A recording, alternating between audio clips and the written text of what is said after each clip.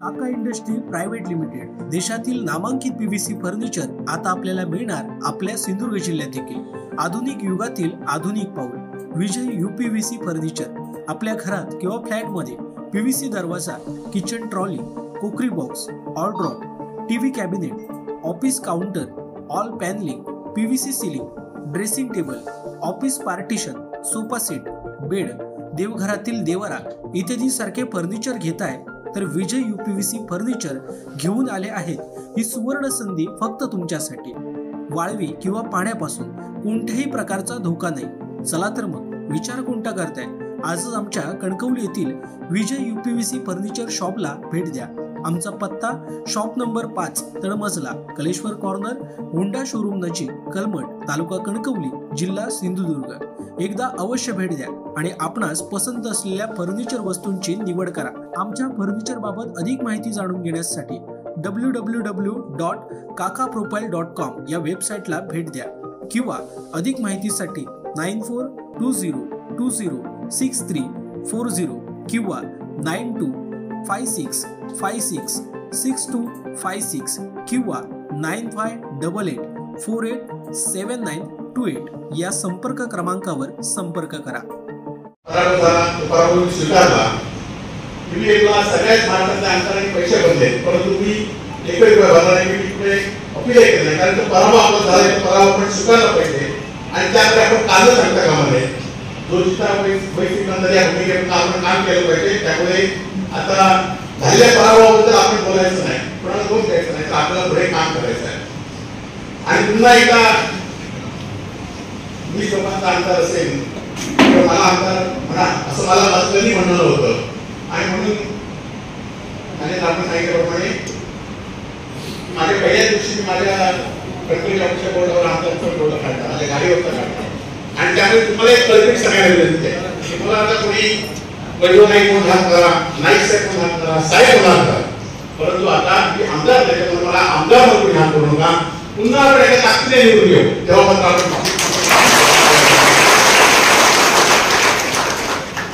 संघर्ष जीवनात असतात, चढउतार येत असतात। आणि आपण काय आपल्या नावावर पिढा लावून आणलं की हे पण मला 40 रुपये द्यायला पाहिजे असं पण नसतं।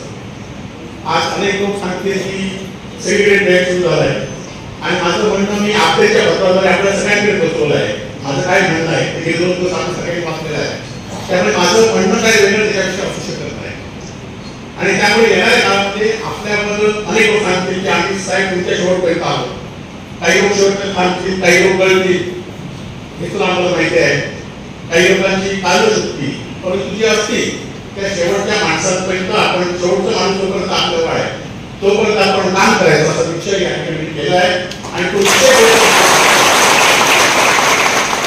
उद्योगीच्या काळामध्ये सुद्धा आपल्याला माहिती की आम्हाला कामशी होती आणि अनेक लोकांना स्वामीच होती, काही लोक तिकडे गेले, परंतु आम्ही सगळेजण आपण सगळेजण एका विचाराने पदे येतील, सत्ता येतील, पद जातील, हे सगळं होत असतं, परंतु विचार आपला आणि त्या विचाराला आपण काय देतो। खरं तर आज पराभवाने सिंधुदुर्ग जिल्ह्यातील महाराष्ट्रातील जनता सुद्धा हळहळली असं आपण म्हणू शकतो, कारण अनेक लोकांचे भूमिका आहेत। अनेक सामान्य लोकांना आपल्या कुटुंबाचा कोणते एक सदस्य आज निवडून घालला असं वाटतंय आणि हाच खरंच माझा विजय आहे। कारण गेल्या 10 वर्षात मी ते काम केलं ते सामान्य माणसासाठी करण्याचा प्रयत्न या ठिकाणी केला।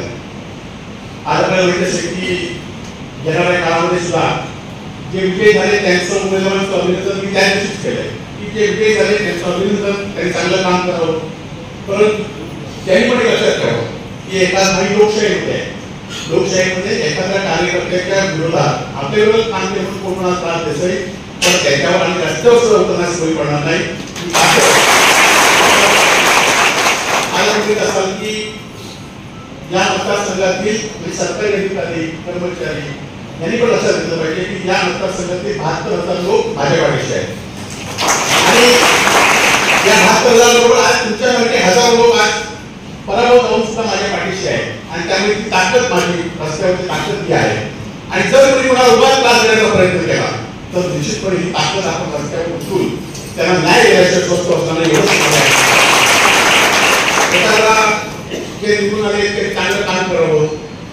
बहिणींना अजून 1500 ते 2100 रुपये द्यावे, 2100 बंद झाले तर मात्र आपल्याला रस्त्यावर अनेक योजना आहेत की ज्या योजना अस्तित्वात येणारच नाही, परंतु त्यांचा भागपूर या ठिकाणी करतात. आणि खरं तर मी पहिले सांगितलं होतं की आम्ही निवडणूक लढवलं की विचारावर निवडणूक लढवली. काही लोकांनी या निवडणुकीमध्ये वेगवेगळे विषय घेतले, पक्षाचे विषय घेतले, तरी असलेल्या हिंदुत्वाचे विषय सुद्धा या लढावर आणले. खरं तर त्यांना माहिती नाही की बाबरी मशीदच्या वेळी शिवसेनेची भूमिका घेतली ती महाराष्ट्रावर लोकांना माहिती होती आणि म्हणूनच हिंदुत्व त्यावेळी काळ मानले जातात.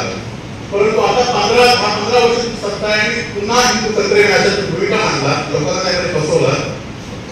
परंतु ह्या भूमिका तुमच्या जास्त वेळ टिकणार नाही.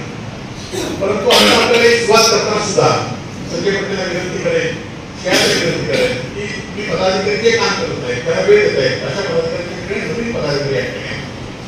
आज आपल्याकडे एक चांगली अत्यंत चांगली गोष्ट आहे की आपले सगळे कार्यकर्ते कोणी ठेकेदारीवर नाही, कोणी शासनाच्या हप्तेखोरीवर नाही आहे, कोणी काय हप्त्यावर नाही आहे. आपले सगळे कार्यकर्ते आपला श्रम करून तुम्ही कसं करणारे आपले कार्यकर्ते आहेत.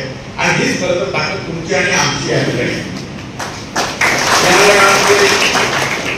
उद्योगीच्या नेतृत्वामध्ये आपल्याला पुन्हा एकदा महाराष्ट्रामध्ये काम करायचं आहे. आज आपली राज्यामध्ये आपण बघित असाल की परिस्थिती कशी बदलत चालली.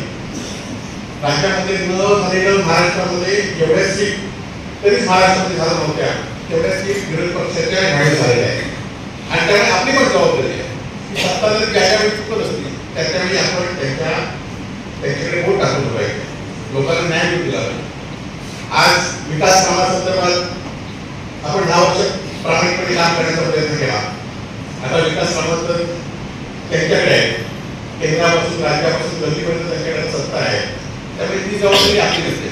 परंतु सुखदुःखामध्ये सहभाग घेण्याची जबाबदारी शिवसैनिकांची आहे. एकमेकांच्या सुखदुःखामध्ये कुटुंब आपलं आहे, एकमेकांच्या सुखदुःखामध्ये सहभागी झालं पाहिजे. एखाद्या रुग्णाला मदत देण्याचं काम त्या ठिकाणी केलं पाहिजे. कुठे आरोग्याला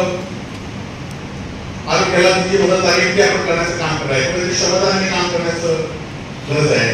कुठे आपण एखाद्या ठिकाणी अन्याय असेल तर त्यापासून जाऊन त्या माणसाला दूर करण्याचं काम करायचं आहे. आणि त्यामध्ये सगळं करत असताना निश्चितपणे तुमचे सर्वांची साथ येणाऱ्या काळामध्ये मला या ठिकाणी लागेल. आणि मला खात्री आहे की ज्या पद्धतीने मी वागतो त्या पद्धतीने तुम्ही सुद्धा माझ्याशी वागला, आपल्या पक्षाशी वागला. आणि या ठिकाणी आपल्याला त्या आज आमदारकी नसल्यामुळे परंतु अनेक लोकांना वाटतं की आमदारकी नसल्यामुळे काय म्हणजे तर मी आमदारकी गेले 6 वर्ष कधी विरोध असे घेतच नव्हतो. मी कधी आमदार माझ्या स्वतःच्या स्वप्नाचे वापरच नव्हता. आणि त्यामुळे जी आमदारकी असेल ते आपल्यासाठीच